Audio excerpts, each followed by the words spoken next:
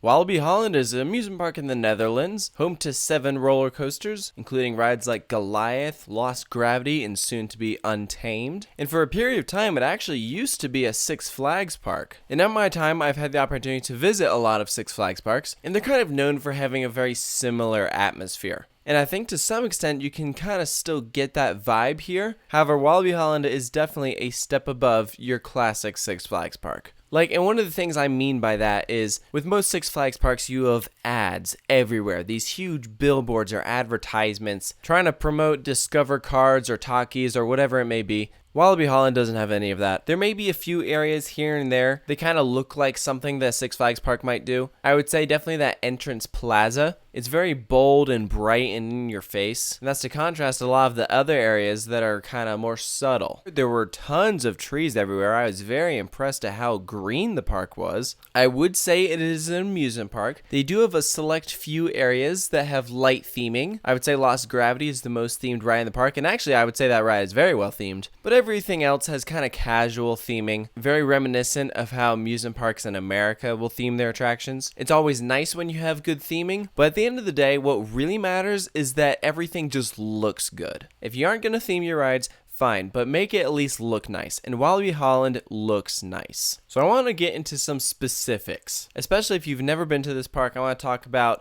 my experience, so hopefully you know what to expect when going in. First, let's get into the layout. Now, Walibi Holland has kind of an odd layout. It felt like there should have been more cut-throughs or other areas that you can walk through to get to other rides. There are a few dead ends, like the whole area by Goliath is one giant dead end. There's actually a very unique cut-through that I thought was hilarious. It's this section where you can board this raft and pull yourself across a pond to get to this other area of the park. Like, what the heck? Out of all the parks we visited in Europe, this was definitely one of the weirdest things we saw. It was kind of awesome. I loved it. There's no way this would ever be allowed in America. So, like I was talking about earlier, Walibi Holland isn't really a theme park. All the areas kind of look the same. When we went, Robin Hood, their old wooden roller coaster, was operating. And that area of the park used to be called Sherwood Forest. As of 2019, it's getting rethemed. Obviously, the wooden coaster is becoming now a hybrid. It'll be a lot better. So for the sake of this review, I'm not really going to discuss much of that area, just because that area is going through a huge update, and probably everything that I would say about it isn't going to apply anymore, because that area is just going to look a lot better in general. We've already seen a bunch of pictures, and it's looking fantastic. Now, I want to get into some of the weird or quirky things about Walibi Holland that really stood out to me, because there were a few. The first one is their Vekoma Boomerang, Speed of Sound, has onboard audio and a tunnel, and theming in the station, and it is easily the best boomerang I've ever ridden. It plays EDM throughout the entire ride, and it really adds to the experience. I was really impressed. Over in that same area, they have a talking fountain. If you've ever been to Islands of Adventure at Universal Orlando Resort, they have one of these in the Lost Continent area, and this is essentially the same type of thing. It's very fun, it interacts with guests, it'll talk to you about whatever, it's an actual guy there responding to you, it's not an automated response, and he can do things like play music, shoot water out wherever.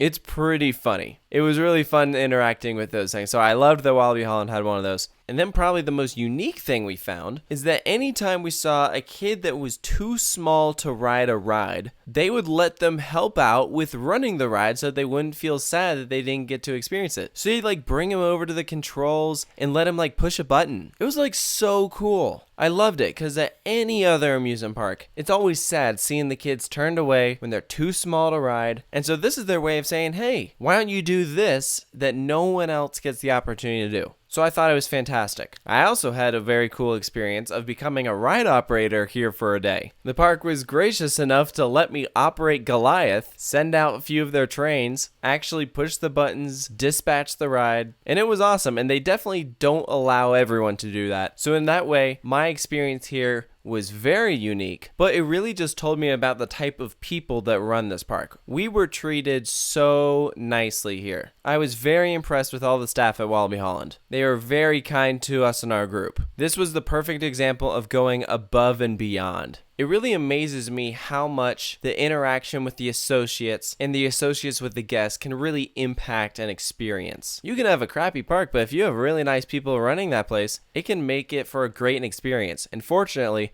Walibi Holland is a great park, and they have an excellent team of staff. People that really went out of their way to make sure that we were having a good day. Another good example of this, when we had lunch at Walibi Holland, we ate in this restaurant over by Speed of Sound, and they actually made the food in front of you. It was all fresh, and it was super good. There was tons of variety. I chose to have a pizza, and I went over, and I told them what I wanted on it, and I watched them assemble it, bake it in the oven, and then hand it to me when it was done. It seems like fewer and fewer parks these days are doing that. Now, as with every park review, I try to give a balanced look, talk about the pros and the cons. The only main con that I could think of when we were at the park was that we did see one train operations on many of the rides. They had 2 on Lost Gravity, and thankfully that line moved quickly, so it wasn't really a big deal. But most every other ride, it was 1 train. I'm not sure if it is like that all the time, or if it was just because of the day that we were there. Maybe on weekends they run 2 trains. I'm not entirely sure. Again, I only had 1 day here, but that was a downside. Also, I never got a chance to ride Express Platform 13. It was operating in the morning when we were there, and we saw it running, but we decided to go do another ride. And then I guess something happened, it closed down, and then it didn't reopen for the rest of the day.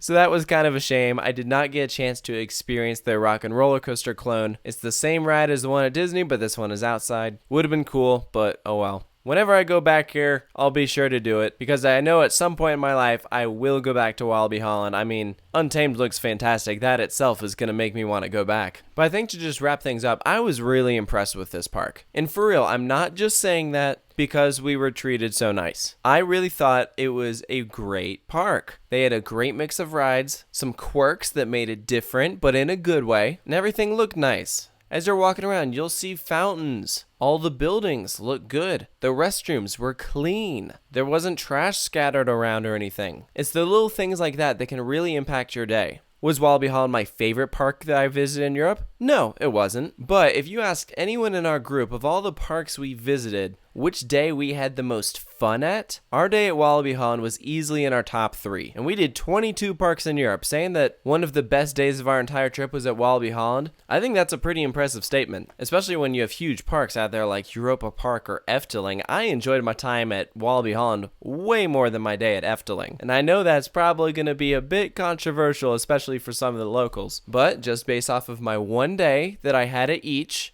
I had a lot more fun here. So do I recommend Walibi Holland? Absolutely. I think the park started getting a little bit more attention after they announced that they would transform Robin Hood into Untamed, and so all of the international coaster fans started paying a bit more attention to Walibi Holland, saying, okay, I should plan on getting here at some point. And you absolutely should. I think you'll have a great time. It's a fun way to spend the day. Ride some rides, hang out with your friends and family. You'll have a good time, guaranteed. But hey, that's just my take on Walibi Holland in the Netherlands. Be sure to let me know down in the comments below if you've been here, if you agree with my thoughts, if you're hoping to visit here one day. And of course, stay tuned for more park reviews here at Coaster Studios, and I'll catch you guys next time.